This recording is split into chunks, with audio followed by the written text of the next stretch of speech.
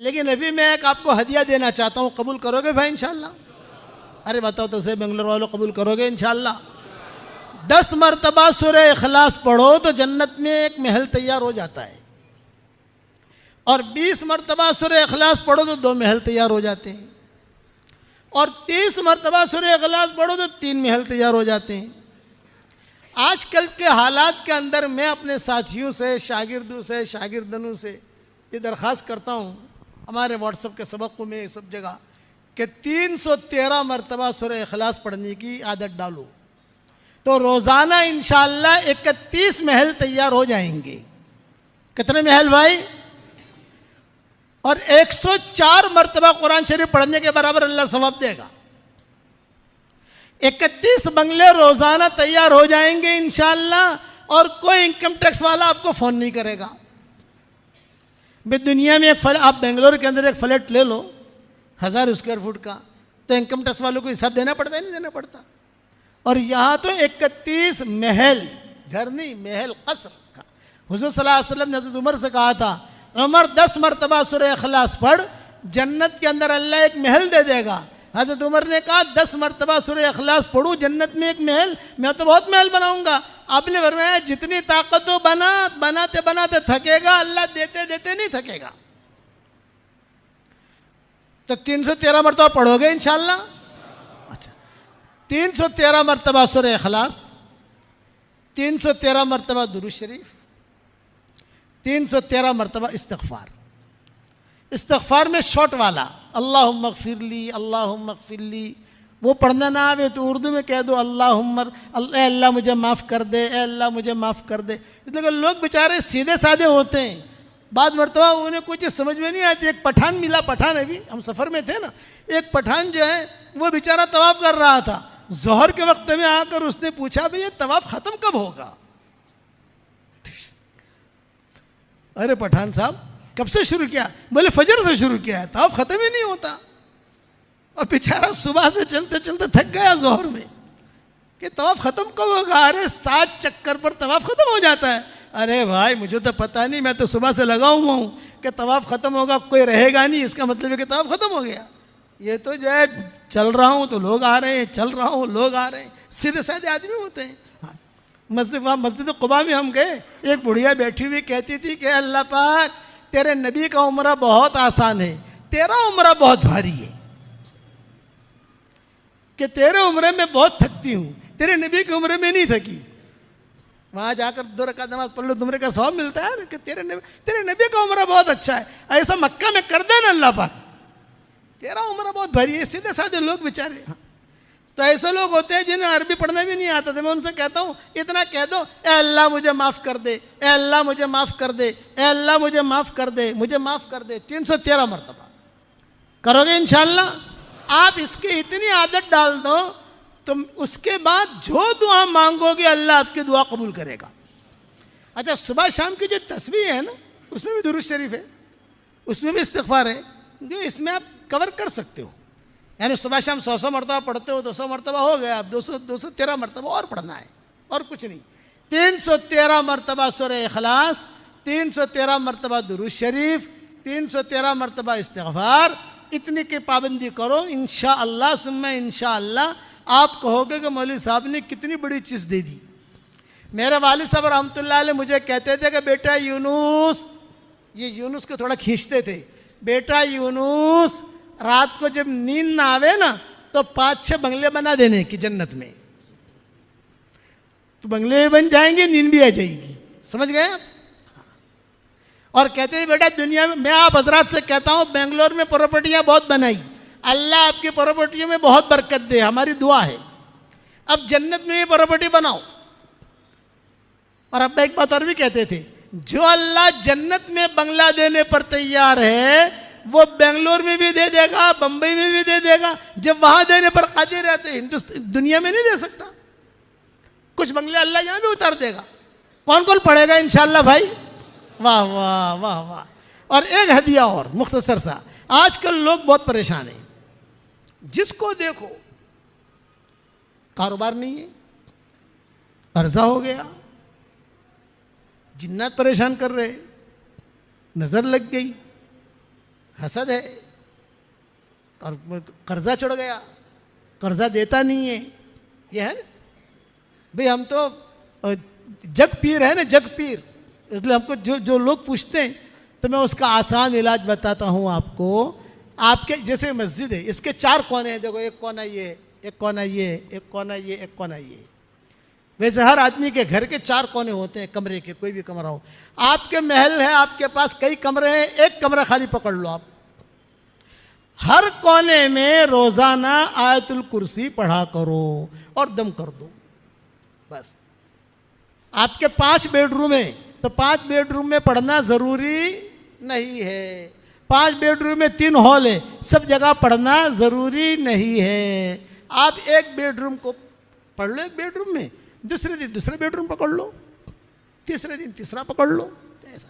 اور اگر سب کو نہیں کرنا ہے, ایک ہی میں پڑھتے رہنا ہے تو ایک ہی میں پڑھو. 4 کونوں میں 4 مرتبہ آیت الکرسی پڑھو تو اس سے 2 فائدے ہوں گے. یہ جتنی پریشانیاں ہیں وہ پریشانیاں بھی دور ہو جائے گی انشاءاللہ, اور اللہ مال بھی بہت دے گا. یہ حضرت عبد الرحمن ابن عوف کا معمول تھا, روزانہ پڑھتے تھے. عبد الرحمن ابن عوف کہتے تھے کہ دیکھو یہ میرا معمول ہے, میں کرتا ہوں. اللہ نے مجھے 4 بیویاں دی, اتنا مال دیا, جب ان کا انتقال ہوا تو اتنا سونا نکلا ان کے گھر میں سے, جب اس کو کاٹنے لگے تو جو کدالی ہوئی تھی کدالی بھی ٹوٹ گئی, اتنا سونا تھا. اور صحت مند تھے عبد الرحمن ابن عوف, صحت مند. حضور صلی اللہ علیہ وسلم نے انہیں صادق الایمان کہا تھا. جب حضور کا انتقال کا وقت قریب آیا تو مائیں بیٹھی تھی آپ کے انتقال سے پہلے, تو ام سلمہ نے پوچھا حضرت آپ تو دنیا سے جا رہے ہو تو آپ کے بعد ہمارے گھر خرچے کا کیا ہوگا, یہ سوال کیا تھا ام سلمہ نے کہ آپ تو جا رہے ہو تو ہمارا گھر خرچہ, کھانا پینا. تو حضور نے آنکھیں کھولی اور یہ فرمایا کہ ایک صادق الایمان آدمی آئے گا جو تمہارا پورا خرچہ اٹھائے گا.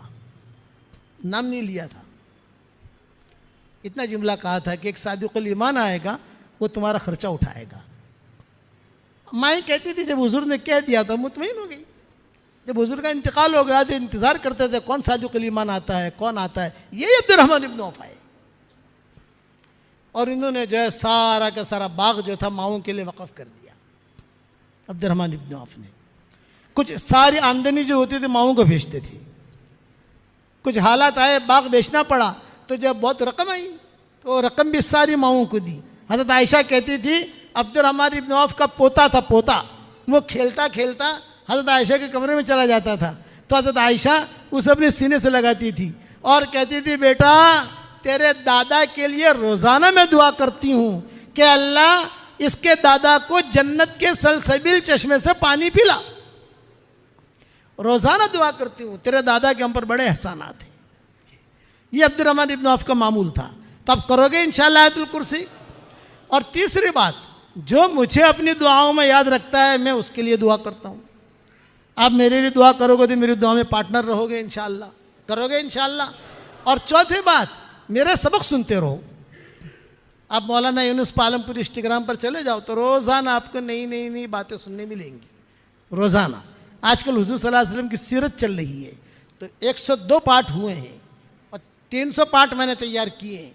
اس میں حضرت عمر کا قصہ چل رہا ہے, کسی کا قصہ چل رہا ہے, وہ سارے آپ کو تھوڑی تھوڑی باتیں کان پر پڑے گی کہ کیا سیرت ہے حضور کی. ہاں, جناتوں کے قصے میں نے بیان کیے, بہت کچھ بیان کیا ہے. یہ مضمون جو میں نے بیان کیا یہ امام صاحب کی برکت ہے. جناتوں کا جو میں نے بیان کیا, حالانکہ جناتوں کا بیان زیادہ ہوا نہیں, بیچ میں آ گئی دوسری باتیں. جناتوں کا مستقبل مجھے بیان کرنا تھا, اللہ جب توفیق دے گا تو دوسری مرتبہ آ کے بیان کریں گے انشاءاللہ. اب یہ بتاؤ اللہ کے راستے میں نکلو گے کہ نہیں نکلو گے بھائی؟ سارا مجمع یہ نیت کرے کہ ہمیں دین کا کام کرنا ہے, اور دین کے کام کرنے کے لیے آسان شکل ہے دعوت اور تبلیغ. یہ آسان ہے. آپ قرآن کا ترجمہ نہیں کر سکتے, آپ بیان نہیں کر سکتے, آپ جو ہے لمبی چوڑی باتیں لوگوں کو نہیں سمجھا سکتے, لیکن اللہ کے راستے میں نکل کر کبھی 3 دن کے لیے نکلو, کبھی چلے کے لیے نکلو, کبھی 3 چلے کے لیے, جیسے فرصت ملے آپ کو, لیکن دین پر رہنے کی کوشش کرو. ایک پوائنٹ بتاتا ہوں لیکن حدیث میں نہیں ہے, مجھے کہتے ہوئے ڈر بہت لگتی ہے، کروڑوں آدمی سنتے ہیں دنیا بھر میں، لیکن حدیث میں نہیں ہے۔ لیکن اہل مدینہ کا معمول رہا ہے، چونکہ مدینہ منورہ میں رہتا ہوں نا، جب بھی کوئی پریشانی آوے، کچھ بھی آوے، تو آدمی جو ہے شہداء احد کے پاس جاوے، ان کو سلام کرے اور اللہ سے دعا مانگے۔ بہت مجرب چیز ہے۔ شہداء احد سے تو مانگنا نہیں ہے بھائی، نبی سے تو مانگا نہیں جاتا، میں تو کلیئر کرتا ہوں نا، مانگنا کس سے ہے بھائی؟ اللہ سے۔ دینے والا کون ہے؟ اللہ۔ لیکن وہ جگہ ایسی ہے جہاں یہ لوگ دفن ہے کہ وہاں آدمی کی دعا قبول ہوتی ہے۔ آدمی اللہ سے مانگے کہ اللہ پاک سلام تو میں ان کو کر رہا ہوں، سلام تو کسی کو بھی کر سکتے ہو، مغفرت کی دعا کسی کو بھی کر سکتے ہو، لیکن یہ کہ اللہ سے مانگے کہ اللہ میری فلاں پریشانی ہے تو میری پریشانی دور کر۔ خاص طور سے جن کے نکاح نہیں ہوتے وہاں جا کر دعا مانگتے ہیں، نکاح ہو جاتے ہیں ان کی۔ چونکہ مدینہ منورہ میں رہا تو وہ لوگ ملتے ہیں نا، ہمارے بیانات ہوتے ہیں، یہ ہوتے ہیں، جاتے ہیں، آتے ہیں، جاتے ہیں، وہ تو انہوں نے یہ سفر میں سنا ہے مجھے، یہ کہا کہ اب جب کوئی بھی ایسا ہو تو ہم بھیج دیتے ہیں، جب سلام کریں ان کو، لیکن دعا مانگ اللہ سے۔ ہمیشہ یاد رکھنا، ہم سلام تو کریں گے حضور صلی اللہ علیہ وسلم کو، لیکن مانگیں گے اس سے بھائی؟ دینے والا کون ہے؟ اللہ۔ ہر چیز ہر منزل میں اللہ کی محتاج ہے، اللہ کسی منزل میں کسی چیز کا محتاج اور پابند نہیں ہے۔ احد پہاڑ جو ہے نا، یہ احد پہاڑ حضور صلی اللہ علیہ وسلم دیکھتے تھے، وہ احد پہاڑ کی مستقل فضیلت ہے، اور حضور کہتے تھے احد یحبنا ونحبہ، احد یحبنا ونحبہ، احد ہم سے محبت کرتا ہے، ہم احد سے محبت کرتے ہیں۔ خاص طور سے جب بارش ہوتی ہے اس وقت میں احد پہاڑ جو چمکتا ہے تو ہم لوگ مستقل دیکھنے کے لیے نکلتے ہیں۔ بارش سونے کی طرح چمکتا ہے وہ، جب بارش خوب گرتی ہے اور احد پہاڑ کو تو عرب لوگ سب دیکھنے کے لیے آتے ہیں کہ یار کیسا چمک رہا ہے۔ حالانکہ پہاڑ تو دنیا میں ہم نے بہت دیکھے بھائی، ہم تو لوگ مجھے پوچھتے ہیں کہ مولانا آپ کون سے ملک میں گئے ہو؟ میں نے کہا بھائی یہ پوچھ کون سے ملک میں نہیں گیا، یہ پوچھ کہ کون سے ملک میں نہیں گیا، یہ پوچھ تو پتہ چلے کہ یہاں نہیں گیا۔ اللہ سب جگہ لے گیا، سب جگہ کا پہاڑ بھی دیکھیں، لیکن اس کی نوعیت ہی الگ ہے۔ مولانا سید خان صاحب رحمۃ اللہ علیہ فرماتے تھے کہ بھئی یہاں سے تم جو ہے احد پہاڑ پر جاؤ اور اللہ سے دعا مانگو۔ یہ مولانا سید خان صاحب رحمۃ اللہ علیہ ہمیں کہتے تھے، ان کی تربیت میں رہے ہم، کہ تم جاؤ احد پہاڑ پر جاؤ، شہداء احد کو سلام بھی کرو، اور احد پہاڑ پر جا کر کہیں پر بیٹھ کر اللہ سے دعا مانگو۔ وہ قربانیاں جو ہیں وہ اب تک احد پہاڑ اس کی گواہی دیتا ہے، جو قربانیاں دی گئی ہیں۔ تو حضور صلی اللہ علیہ وسلم شہداء احد پر گئے اور وہاں جا کر جو ہے انتقال سے پہلے اور یہ کہا کہ دیکھو تھوڑے دنوں میں تمہارے پاس میں آنے والا ہوں، اور صحابہ سے کہا، صحابہ ساتھ تھے نا، یوں کہا کہ دیکھو میرے جانے کا تم لوگ زیادہ ویلا مت کرنا، میری تمہاری ملاقات حوض کوثر پر ہوگی، حوض کوثر تیار کرنے کے لیے جا رہا ہوں، میری تمہاری ملاقات وہاں ہوگی۔ جب صحابہ لے کر چلے تو حضور نے فرمایا میرے بھائیوں کو میرا سلام کہنا۔ تو حضرت ابوبکر نے پوچھا السنا اخوانک یا رسول اللہ، اے اللہ کے نبی کیا ہم آپ کے بھائی نہیں ہیں؟ آپ نے فرمایا اللہ تم میرے بھائی نہیں ہو، بل انتم اصحابی، تم میرے ساتھی ہو۔ میرے بھائی بہنیں تو وہ ہیں جنہوں نے مجھے دیکھا نہیں ہے اور میری بات پر لبیک کہہ کے کھڑے ہو جاتے ہیں۔ ہم لوگ حضور کے بھائی بہن ہیں۔ کسی نبی نے اپنے امتی کو بھائی بہن نہیں بنایا ہے، حضور نے بھی اپنا بھائی بہن بنایا محبت میں۔ یہ کون ہے کہ حضور کا بھائی ہے؟ یہ کون ہے کہ حضور کی بہن ہے؟ تو حضرت ابوبکر نے پوچھا السنا اخوانک یا رسول اللہ، کیا ہم آپ کے بھائی بہن نہیں ہیں؟ آپ نے فرمایا اللہ میرے بھائی بہن تو وہ ہیں جنہوں نے مجھے دیکھا نہیں ہے، بعد میں آئیں گے، اللہ رسول ہماری باتیں سنیں گے، قدم اٹھائیں گے، کام کریں گے۔ ہم نے حضور کو دیکھا نہیں ہے، لیکن جو حضور باتیں بتاتے ہیں فوراً عمل کرتے ہیں ہم، کیونکہ نبی نے بتایا ہے۔ اب واپسی میں حضور صلی اللہ علیہ وسلم کی جب باریاں ہوتی تھی امہات المومنین کی، تو جب احد سے واپس آ رہے ہیں انتقال سے پہلے، تو آپ کی باری تھی حضرت میمونہ کے گھر میں۔ تو حضور صلی اللہ علیہ وسلم نے اب امہات المومنین کو جمع کیا اور جمع کر کے کہا کہ بھئی دیکھو باری تو ہے آج میمونہ کی، لیکن میری خواہش یہ ہے کہ اب میری طبیعت ٹھیک نہیں ہے، آخری دن چل رہے ہیں، تو اگر خوشی کے ساتھ تم سب اجازت دے دو تو میں عائشہ کے پاس رہوں، خوشی سے اجازت دو، ایک رات کی باری ہوتی تھی نا۔ ہاں، تو سب ماؤں نے کہا کہ نہیں، آپ جس میں آپ کو خوشی ہے۔ تو حضرت عائشہ کی وہاں حضور نے قیام کیا، یہ آخری دن گزر رہے ہیں۔ اب جب حضرت عائشہ کا وہاں قیام کیا تو ایک دم سے قیام ہوا نا، بھی باری تھی کہاں؟ حضرت میمونہ کے وہاں، تو انہوں نے تیاری کر رکھی تھی، بستر کی، کپڑوں کی، جو بھی ترتیب ہوتی ہے رکھی تھی، لیکن اب یہ تو بالکل فیصلہ پلٹ گیا کہ بھائی تم اجازت دو تو میں عائشہ کے پاس رہوں، لیکن میری دوائیں بھی جانتی ہے، وہ میری خدمت بھی کرتی ہے، خدمت تو سب کرتی ہیں، لیکن یہ کہ میری خواہش ہے کہ میرے دن آخری وہیں گزرے سب۔ اب یہاں جو ہے حضرت عائشہ نے کوئی تیاری تو کی نہیں تھی، بات سمجھ میں آ رہی نہیں آ رہی؟ یہ مضمون بہت لمبا ہے، 5 گھنٹے کا یہ مضمون ہے جو مجھے 8:25 کو ختم کرنا ہے۔ کہ بھی حضرت عائشہ نے تیاری تو کی نہیں تھی، تو ساری ماؤں نے کہا کہ عائشہ جلدی جلدی تمہیں جو چیز کی ضرورت ہو ہم مہیا کر دیتے ہیں، کھجور کی ضرورت ہے کھجور لے آتے ہیں، دودھ کی ضرورت ہے دودھ لے آتے ہیں، اور خالد میں اشارہ کر دینا ہم لے آئیں گے۔ یعنی دوسرے ماؤں نے مدد کی کمرہ صاف کرانے میں۔ یہ نبی آ رہا ہے تو کمرہ تو صاف کرنا پڑے گا نا، بستر ٹھیک کرنا پڑے گا، تکیہ ٹھیک رکھنا پڑے گا، جو دوائیں وہ ڈھنگ سے رکھنی پڑے گی۔ اب حضور صلی اللہ علیہ وسلم یہاں آئے حضرت عائشہ کے کمرے میں۔ حضرت عائشہ کے کمرے میں جب آئے حضور صلی اللہ علیہ وسلم، تو عائشہ رضی اللہ تعالیٰ عنہ فرماتی تھی کہ حضور صلی اللہ علیہ وسلم کے دوسرے دن جب فجر کا وقت آیا تو سارے کے سارے ملاقات کے لیے آئے، حضرت علی بھی آئے، حضرت فاطمہ بھی آئی، سب آئے، امہات المومنین بھی آئے، حضرت ابوبکر بھی آئے، سب آئے، اور سب نے آ کر کہا کہ حضرت آفتاب کی طبیعت بہت اچھی ہے ماشاءاللہ۔ شہداء احد کے پاس سے جا کر آ کر تھا بالکل جوان بن گئے، دیکھو چہرے پر کیسا رونق ہے۔ آپ نے فرمایا ہاں آج مجھے بہت اچھا لگ رہا ہے، وہ جو ٹینشن تھا، وہ جو فکر تھا، وہ طبیعت بے چینی تھی، آج نہیں ہے، آج میری طبیعت بہت اچھی ہے، بہت ہے۔ تو پھر سب لوگ جڑے ہوئے تھے حضور کے ساتھ۔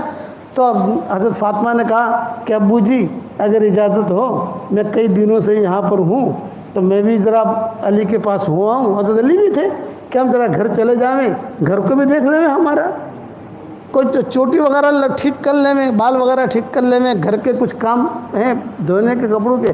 حسن حسین کو بھی دیکھا نہیں ہے کئی دنوں سے ہم نے، حسن حسین بھی کھڑے ہوئے تھے وہاں، اجازت لی تو آپ نے حضور نے اجازت دی تھی کہ جاؤ تم جاؤ۔ دونوں میاں بیوی نکل گئے، حسن حسین تھے، آپ نے ان کو پیار کیا، آؤ تم بھی جاؤ ماشاءاللہ، یہ بھی کھیلتے کھلتے نکل گئے۔ اب حضرت ابوبکر آئے، حضرت ابوبکر نے آ کر کہا کہ حضرت میں جو ہے کئی دنوں سے یہاں ہوں، آج آپ کی طبیعت ماشاءاللہ مجھے بہت اچھی لگ رہی ہے، تو میں بھی بنت خارجہ کے پاس ہوا ہوں۔ بنت خارجہ ان کی دوسری بیوی کا نام تھا جو عوالی میں رہتی تھی، ایک بیوی یہاں رہتی تھی حضور صلی اللہ علیہ وسلم کے قریب کہیں، اور ایک بیوی رہتی تھی بنت خارجہ، اس کا نام تھا، یہ رہتی تھی عوالی میں، آج کل ہم جہاں رہ رہے ہیں عوالی میں، وہاں ان کا مکان تھا، وہاں سے پیدل جانا ہو تو 20-25 منٹ پیدل کے لگتے ہیں وہاں۔ میں وہاں ہوا ہوں، کئی دنوں سے گیا نہیں ہوں۔ آپ نے فرمایا ہاں میری طبیعت اچھی ہے۔ حضرت عمر وہاں کھڑے تھے تو حضرت عمر نے مانگی نہیں اجازت، لیکن حضرت علی نے اجازت مانگ لی، امہات المومنین نے اجازت مانگ لی، سب نے یہ فرمایا کہ حضرت ہمارے مکان بھی ایسے ہی ہیں، ہم نے چوٹیاں بھی ٹھیک نہیں کی ہیں، کپڑے بھی ایسے ہی رکھے ہوئے ہیں، اب تو عائشہ ہے آپ کے پاس یہاں خدمت کے لیے، ہم بھی اپنا کام نمٹا لیں۔ آپ نے سب کو اجازت دے دی۔ حضرت عمر کھڑے تھے، حضرت عمر نے کہا میں جانے کا نہیں، میں نہیں جانے کا، میں نہیں جانے کا۔ حضرت عائشہ سے کہا میں باہر کھڑا ہوں، کوئی بھی ضرور میں بیٹھا ہوا ہوں باہر گھر کے، کوئی بھی ضرورت ہو تمہیں یا کوئی حاجت ہو، کوئی بھی چیز لانی ہو تو صرف کھٹ کھٹ کرنا، میں آ جاؤں گا۔ حضرت عمر نہیں گئے، حالانکہ ان کی بھی 1-2 بیویاں تھیں۔ حضرت عمر کہتے تھے مجھے کھٹک تھی، میں نے اجازت مانگی ہی نہیں، حالانکہ حضور نے کہا کہ تم بھی جانا چاہو کسی جگہ، میں باہر ہوں۔ یہ سب چلے گئے۔ اس کے بعد حضرت عائشہ کہتی تھی کہ حضور صلی اللہ علیہ وسلم نے مجھ سے مسواک مانگا، مسواک دو. تو مسواک تھا میرے پاس, اس کو میں نے اپنے دانتوں سے ٹھیک ٹھاک کر کے حضور صلی اللہ علیہ وسلم کو دیا.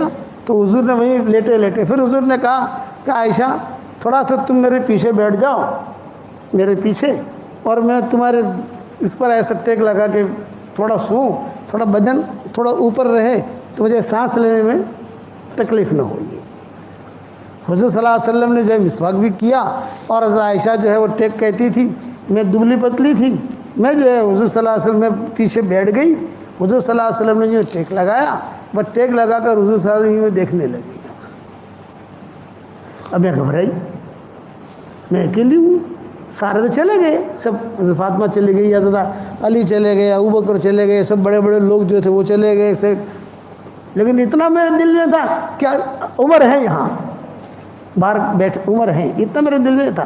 حضور صلی اللہ علیہ وسلم جو ہے وہ بس صرف دیکھتے رہے یہاں تک کہ آپ صلی اللہ علیہ وسلم کی گردن جو ہے یوں لڑکی. یہ حضرت عائشہ کی تھی, اور آپ کے منہ مبارک سے لعاب مبارک جو ہے وہ نکلا اور میرے ہنسنے کے گھڑے میں آ کر گرا. ہنسنے کا گھڑا تو سمجھتے ہو نا, ہنسنے کے گھڑے میں آ کر گرا. یہ حدیث کے الفاظ کہہ رہا ہوں میں آپ کو. اب میں گھبرائی, مجھے ٹھنڈک بھی لگی, کمرے میں خوشبو بھی آئی, خوشبو بھی دیکھی سنگی. اب میں گھبرائی, میں نے کہا یہ کیا ہوا اچانک, سب تو چلے گئے. تو میں آہستہ آہستہ آہستہ پیچھے ہٹی اور حضور صلی اللہ علیہ وسلم کو کہتی رہی, یا رسول اللہ, یا رسول اللہ, یا رسول اللہ. یوں تھوڑا ہاتھ پھیرا, تھوڑا انگلیاں دبائی, شاید کچھ بات کریں حضور صلی اللہ علیہ وسلم کچھ, لیکن حضور صلی اللہ علیہ وسلم خاموش. اب میں نے کبھی کسی کو مرتے دیکھا نہیں تھا. میں ایک تو کسی کو مرتے دیکھو تو ہمارے خاندان, ہمارے یعنی امہات المومنین میں سب سے زیادہ معمر عورت تھی ام سلمہ. یاد رکھنا, امہات المومنین کی جو ٹولی تھی نا پوری, تو اس کے دو ذمہ دار تھے. آدھی ٹولی کی ذمہ دار حضرت عائشہ ہوتی تھی, اور آدھی ٹولی کی ذمہ دار حضرت ام سلمہ ہوتی تھی. کسی مسئلے میں حضرت عائشہ اور ام سلمہ متفق ہو گئی تو حضور کہتے تھے کوئی ٹینشن نہیں, دونوں متفق ہو گئی. اور اگر ایک نے بھی مخالفت کر دی تو ٹینشن شروع. تو یہ ام سلمہ معمر تھی. ابو سلمہ کو مرتے ہوئے دیکھا تھا انہوں نے. یہ آئی حضرت عائشہ کے پاس, اور حضرت عائشہ کے پاس کہا, عائشہ کیا ہوا یہ بولے بھائی ایسا ہوا, میں تو اکیلی تھی, اور یہ دیکھو یہ حضور کا تھوک مبارک بھی دیکھو ہنسنے کے گھڑے کے اندر. ہنسنے تو سمجھتے ہو نا بھائی, بعض لوگوں کا جو گھڑا ہوتا ہے, تو عائشہ کہتی تھی وہ سب تو میرا گھڑا تھا اس وقت میں, بدن موٹا نہیں ہوا تھا تو گھڑا تھا. تو اس ہنسنے کے گھڑے میں جو ہے حضور صلی اللہ علیہ وسلم کا لعاب مبارک گرا. تو حضرت ام سلمہ نے کہا, عائشہ کوئی ہے نہیں یہاں مرد. نہیں حضرت عمر ہیں, حضرت عمر مجھے کہہ گئے ہیں, باہر کھڑے ہیں وہ حضرت عمر. تو حضور کا تو انتقال ہو گیا ہے. یہ ام سلمہ نے کہا کہ موت ایسی ہی آتی ہے. دیکھیے پسینہ بھی ہے, دیکھیے کسی کا انتقال ہو جائے اور پیشانے پر پسینہ آئے, یہ اس کی مغفرت کی علامت ہے. اس لیے میں کہتا ہوں کہ آدمی زیادہ سے زیادہ کلمہ پڑھتا رہے, لا الہ الا اللہ محمد رسول اللہ, زیادہ سے زیادہ کلمہ پڑھتا رہے. موت کے وقت میں زبان جو ہے اتنی بھاری ہو جاتی ہے کہ کوئی چیز زبان سے نکلتی نہیں ہے. کہ کلمہ بار بار پڑھتا رہے گا, کلمہ نکلے گا. جب حضرت ام سلمہ نے کہا کہ بھئی یہ تو حضرت عائشہ کہتی ہے کہ مجھے تو پتہ ہے حضرت عمر وہاں ہے, تو فوراً جائے دستک دی, فوراً کھٹکھٹ کیا. تو حضرت عمر نے کہا کچھ کہنا چاہتی ہو عائشہ؟ یہ فرمایا گیا تمہارے نبی کو دیکھو کیا ہو رہا ہے. صحابہ اور بھی تھے. تو حضرت عمر کہتے ہیں کہ میں نے کہا کہ تم بقی کی طرف منہ کر کے کھڑی ہو جاؤ. بقی جو ہے مشرق کی طرف ہے, تو بقی کی طرف منہ کر کے کھڑی ہو جاؤ پردے کے ساتھ, میں آتا ہوں اندر. حضرت عمر آئے, حضرت عمر کے ساتھ مغیرہ ابن شعبہ بھی آئے, یہ دو آئے. اور انہوں نے جو آ کر دیکھا حضرت عمر نے اور کہا، اور جو حضور صلی اللہ علیہ وسلم کے پیشانی پر ہاتھ بھی رکھا، ہاتھ بھی دبایا، پاؤں بھی دبایا حضرت عمر نے، لیکن حضور خاموش. اور مغیرہ بن شعبہ بھی خاموش. حضرت عمر نے کہا ایسا گھبرانے کی بات نہیں ہے، غنود کی طاری ہوئی ہے اور بہت سخت غنودگی ہے، تھوڑی دیر میں انشاءاللہ غنودگی ختم ہو جائے گی، ٹینشن مت لو، حضور کا انتقال نہیں ہوا ہے. یہ حضرت عمر نے کہا کہ حضور کا انتقال نہیں ہوا ہے، غنودگی ہے، گہری نیند میں ہے حضور، اور تھوڑی دیر میں غنودگی ٹھیک ہو جائے گی. وَأَمَّا سُكُوتُ مُغِیرَةَ يُحَيِّرُنِی، حضرت عمر کہہ رہے ہیں کہ انتقال نہیں ہوا اور مغیرہ بن شعبہ خاموش ہیں، تو ان کی خاموشی مجھے ٹینشن میں پیدا کر رہی تھی. ایک بول رہا ہے دوسرا کیوں نہیں بول رہا؟ بھئی بولے تو دونوں بولے نا. بھئی مغیرہ بن شعبہ خاموش کیوں؟ یہ بڑے آدمی ہیں. وَأَمَّا سُكُوتُ مُغِیرَةَ يُحَيِّرُنِی، مغیرہ کی خاموشی یہ مجھے ٹینشن میں ڈال رہی تھی. یہ کہہ کر حضرت عمر تو چلے گئے، مغیرہ بن شعبہ بھی چلے گئے. اب گھر میں اکیلی مائیں آئیں تو سب نے کہا نہیں حضور کا تو انتقال ہو چکا ہے.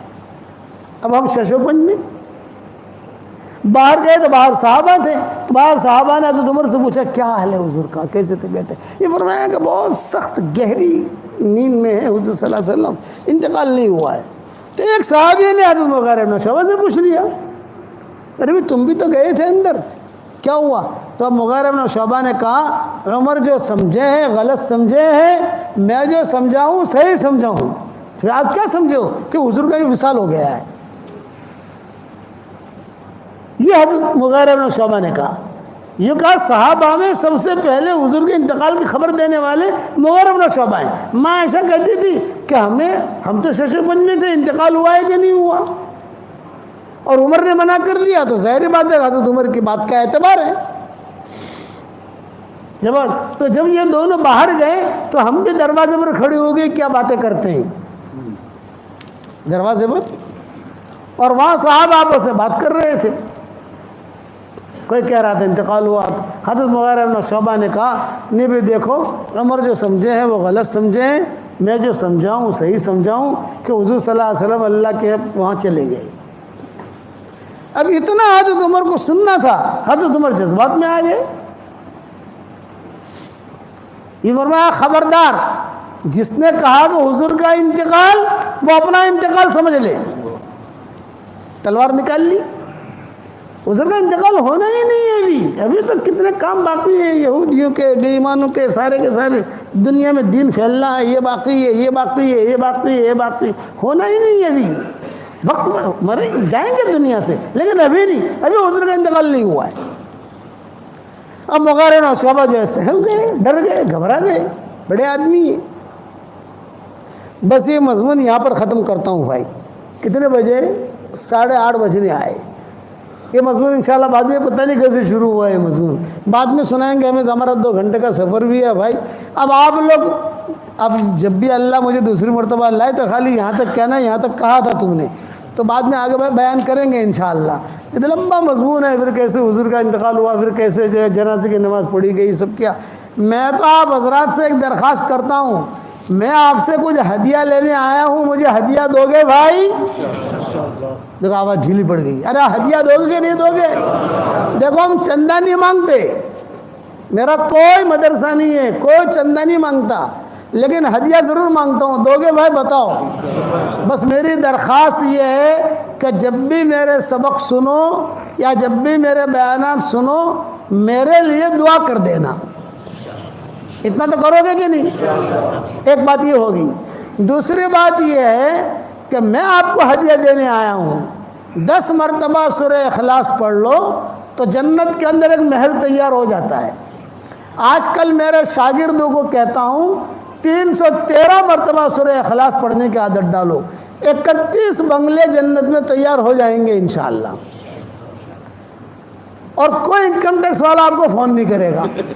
تمہارے 20 نگر میں تو انکم ٹیکس والے بہت آتے ہیں نا کہ بھائی صاحب تم تو اتنے پیسے کہاں سے لائے تم؟